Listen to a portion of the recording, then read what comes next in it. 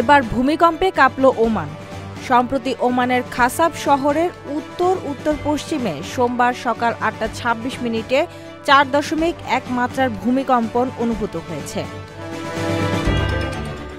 ভূমিকম্পের কেন্দ্র শহর থেকে প্রায় ১১৬ কিলোমিটার দূরে এবং এর গভীরতা ছিল ১০ কিলোমিটার।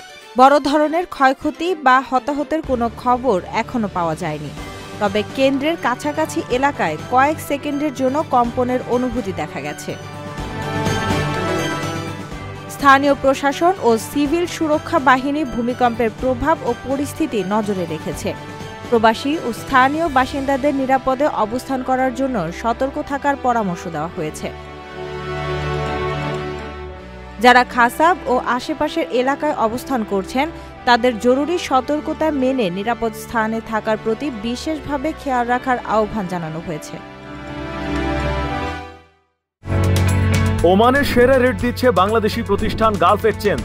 প্রিয়জনকে টাকা পাঠাতে আজই আসুন আমাদের যে কোনো ব্রাঞ্চে অথবা কল করুন স্ক্রিনে দেয়া নাম্বারে। গালফ এক্সচেঞ্জ, বাংলাদেশিদের প্রিয় এক্সচেঞ্জ।